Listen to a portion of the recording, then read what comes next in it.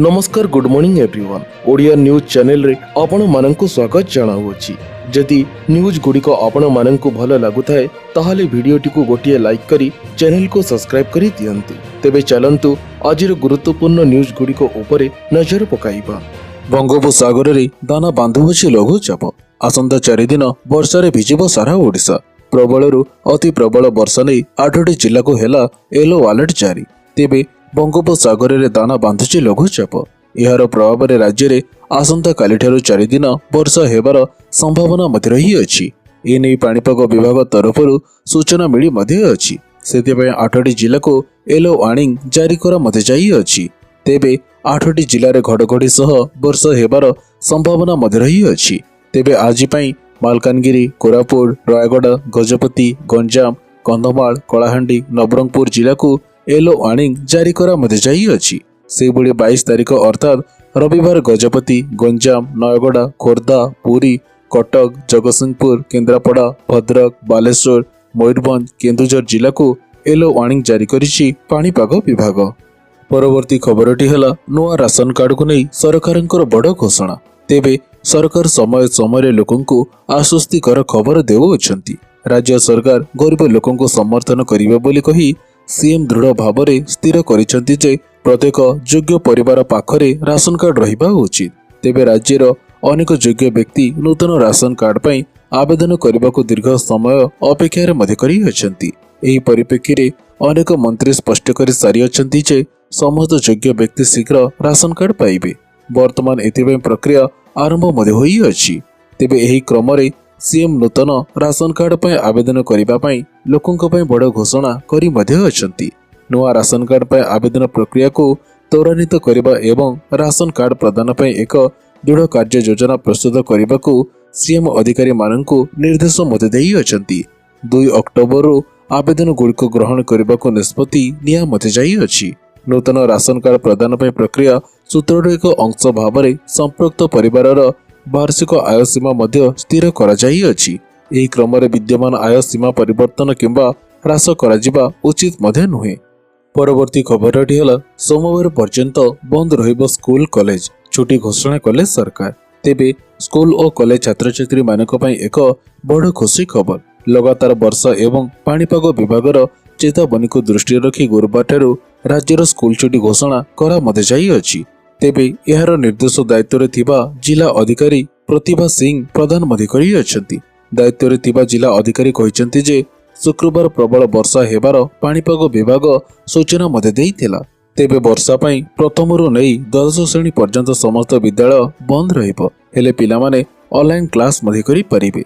तेबे एतर परीक्षा को मध्य अनुमोदन करा जाई अछि। विद्यालय एहार सूचनाकारी छात्र छात्री माननकू ठीक समय रे पठाई मध्य अछि।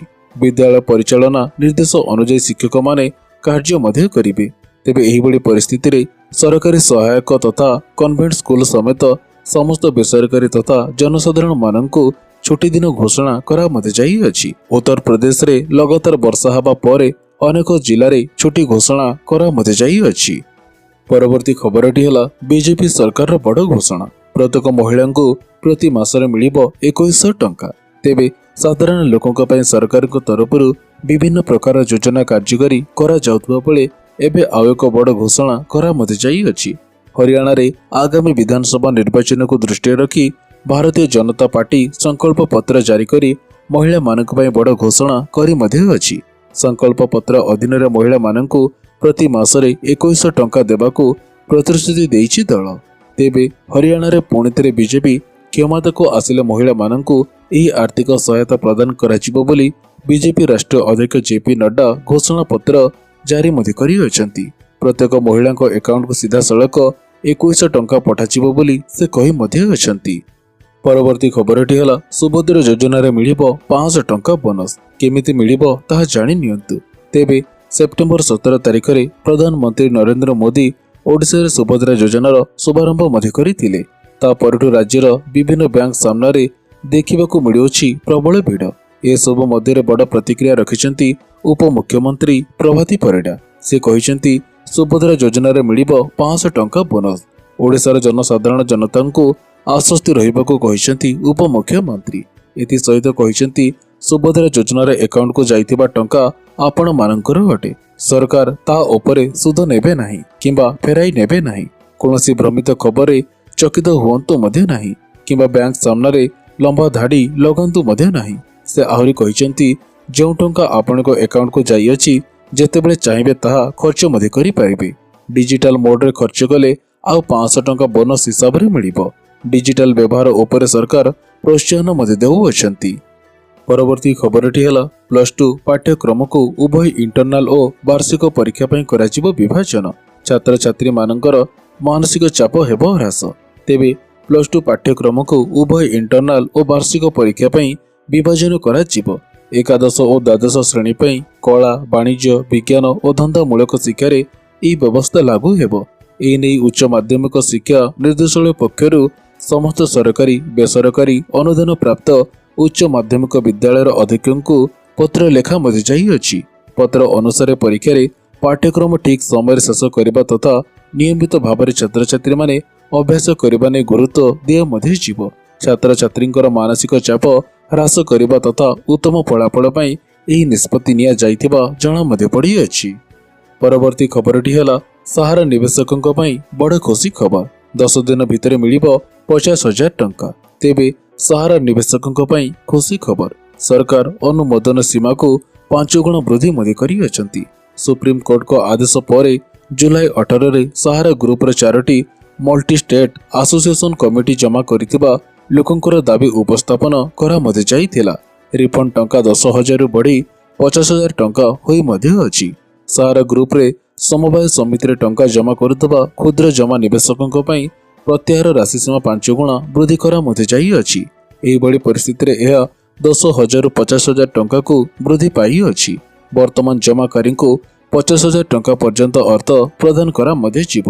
ଏହି ସୂଚନା ନିର୍ଦ୍ଦେଶାଳୟର ଜଣେ ବରିଷ୍ଠ ଅଧିକାରୀ ପ୍ରଦାନ ମଧ୍ୟ କରିଅଛନ୍ତି। ପରବର୍ତ୍ତୀ ଖବରଟି ହେଲା ଏନପିଏସରେ ପିଲାଙ୍କୁ ମିଳିବ ପେନସନ। ସରକାର ଆରମ୍ଭ କଲେ ବାତ୍ସଲ୍ୟ ଯୋଜନା। ତେବେ ପିଲାମାନଙ୍କର ଭବିଷ୍ୟତକୁ ଆର୍ଥିକ ଦୃଷ୍ଟିରୁ ସୁଦୃଢ଼ ଏବଂ ନିରାପଦ କରିବା ପାଇଁ ମୋଦି ସରକାର ଏନପିଏସ ବାତ୍ସଲ୍ୟ ଯୋଜନା ଆରମ୍ଭ ମଧ୍ୟ କରିଅଛନ୍ତି। ଏଥିରେ ପିଲାମାନେ ସର୍ବନିମ୍ନ 1,000 ଟଙ୍କା ବିନିଯୋଗ କରି ପେନସନ ପାଇପାରିବେ। ତେବେ କେନ୍ଦ୍ରୀୟ ବଜେଟ୍ 2024-25ରେ ଘୋଷଣା ଅନୁଯାୟୀ କେନ୍ଦ୍ର ଅର୍ଥ ଓ କର୍ପୋରେଟ ବ୍ୟାପାର ମନ୍ତ୍ରୀ ଶ୍ରୀମତୀ ନିର୍ମଳା ସୀତାରମଣ 18 ସେପ୍ଟେମ୍ବରରେ ନ୍ୟୁ ଦିଲ୍ଲୀରେ ଏନପିଏସ ବାତ୍ସଲ୍ୟ ଯୋଜନାର ଶୁଭାରମ୍ଭ କରିଅଛନ୍ତି। ତେବେ କେନ୍ଦ୍ର ଅର୍ଥମନ୍ତ୍ରୀ ଏନପିଏସ ବାତ୍ସଲ୍ୟକୁ ସବସ୍କ୍ରାଇବ ବା ଗ୍ରାହକ ପଞ୍ଜୀକରଣ ଯୋଜନା ପ୍ରଚାର ପୁସ୍ତିକା ଜାରି କରିବା ଏବଂ ନୂଆ ଅପ୍ରାପ୍ତ ବୟସ୍କ ଗ୍ରାହକଙ୍କ ସ୍ଥାୟୀ ଅବସର ଖାତା ନମ୍ବର କାର୍ଡ ବଣ୍ଟନ ପାଇଁ ଏକ ଅନଲାଇନ ପ୍ଲାଟଫର୍ମର ଶୁଭାରମ୍ଭ ମଧ୍ୟ କରିଅଛନ୍ତି। ନ୍ୟୁ ଦିଲ୍ଲୀରେ ଏହାର ଶୁଭାରମ୍ଭ ଅବସରରେ ଦେଶର ପ୍ରାୟ 75ଟି ସ୍ଥାନରେ ଏକକାଳୀନ ଏନପିଏସ ବାତ୍ସଲ୍ୟ କାର୍ଯ୍ୟକ୍ରମ ଆୟୋଜନ କରା ମଧ୍ୟ ଯାଇଥିଲା। ଭିଡିଓ କନଫରେନ୍ସିଂ ଜରିଆରେ ଅନ୍ୟ ସ୍ଥାନ ଗୁଡ଼ିକରେ ମଧ୍ୟ ଏହି କାର୍ଯ୍ୟକ୍ରମର ଶୁଭାରମ୍ଭ କରାଯାଇଅଛି ଏବଂ ସେହିସବୁ ସ୍ଥାନରେ ନୂଆ ଅପ୍ରାପ୍ତ ବୟସ୍କ ଉପଭୋକ୍ତାମାନଙ୍କୁ ପ୍ରାନ୍ ସଦସ୍ୟତା ବିତରଣ କରା ମଧ୍ୟ ଯାଇଅଛି। ପରବର୍ତ୍ତୀ ଖବରଟି ହେଲା ହିତାଧିକାରୀଙ୍କ ନାମରେ ଏତିକି ଜମି ଥିଲେ ମିଳିବନି ସୁଭଦ୍ରା ଟଙ୍କା। ଆପ୍ଲାଏ କରିଥିଲେ ହୋଇଯାଆନ୍ତୁ ସତର୍କ। ତେବେ ହିତାଧିକାରୀଙ୍କ ପାଇଁ ବଡ଼ ଖବର। ଯଦି ଆପଣଙ୍କ ନାମରେ ଏତିକି ପରିମାଣରେ ଜମି ଥିବ ତେବେ ସୁଭଦ୍ରା ଟଙ୍କା ପାଇବା କଥା ଭୁଲି ମଧ୍ୟ ଯାଆନ୍ତୁ। ତେବେ ସୁଭଦ୍ରା ଯୋଜନା ବର୍ତ୍ତମାନ ଏକ ଗୁରୁତ୍ୱପୂର୍ଣ୍ଣ ପ୍ରସଙ୍ଗ ପାଲଟି ମଧ୍ୟ ଅଛି।